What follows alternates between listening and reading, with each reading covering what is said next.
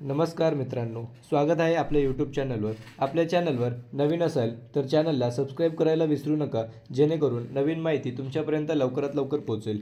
तर आपण या व्हिडिओमध्ये पाहणार आहोत की BMC क्लर्कच्या ज्या जागा निघाल्या होत्या तर त्याचा रिझल्ट पहिली रिस्पॉन्स शीट आलेली आहे। तर त्याचा रिझल्ट आता कधीपर्यंत लागेल, त्याची सेकंड रिस्पॉन्स शीट कधीपर्यंत येईल, फायनल मेरिट व कट ऑफ किती लागेल हे आपण आज या व्हिडिओमध्ये पाहणार आहोत।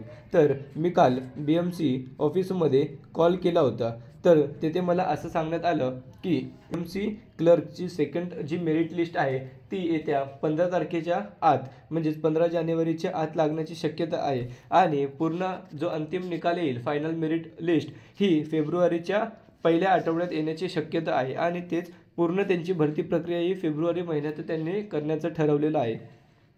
तर त्या अनुषंगाने आपण आता पाहूया की 1 ते 12 डिसेंबरपर्यंत BMC क्लर्कचे पेपर होते, त्याच्यामुळं ते 12 दिवस गेल्यानंतर आपली जी पहिली रिस्पॉन्स शीट आली होती ती 16 डिसेंबर रोजी आली होती।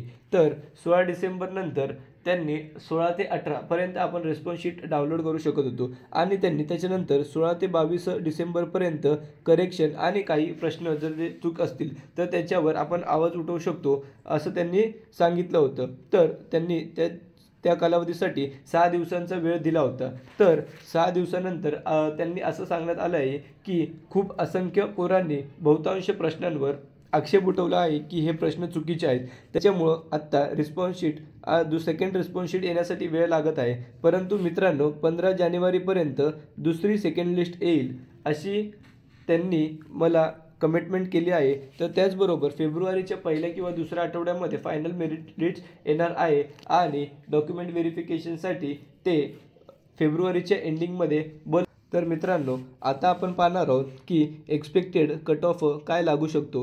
तर ओपनसाठी मित्रांनो ज्यांच्या 75 ते 80 मार्क, ज्यांचे 80 प्रश्न बरोबर आले असतील तर त्यांना खूप चान्सेस आहेत की ते या पोस्टमध्ये सिलेक्ट होऊ शकतात। तर SC ST OBC अशा वेगवेगळ्या कास्टसाठी ज्यांना ST OBC आणि NT अशा वेगवेगळ्या कास्टसाठी ज्यांना 70 ते 75 मार्क मिळालेले आहेत बिफोर नॉर्मलायझेशन, ते या पोस्टसाठी एलिजिबल होतील, त्यांचं सिलेक्शन होऊ शकतं अशी दाट शक्यता आहे। परंतु ज्यांना 70 किंवा 75पेक्षा कमी मार्क मिळाले आहेत त्यांनीही कोणतीही आशा सोडू नये, कारण की विद्यार्थी मित्रांनाही हा पेपर खूप अवघड गेलेला असल्यामुळे काय रिझल्ट येईल, नेमका कोणता किती कट ऑफ लागेल हे कोणीच सांगू शकत नाही।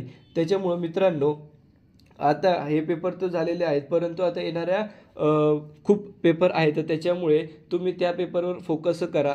हा रिझल्ट जो लागणार आहे तो लागणारच आहे, त्याच्यामुळे आता येणाऱ्या पेपरसाठी तुम्ही चांगला अभ्यास करा आणि त्याच्यामध्ये जर तुम्हाला काही शंका येत असतील, काही तुम्हाला डाऊट्स असतील तर तुम्ही मला कमेंट करू शकता। व्हिडिओ आवडल्यास व्हिडिओला लाईक, शेअर आणि सबस्क्राईब करायला विसरू नका। धन्यवाद।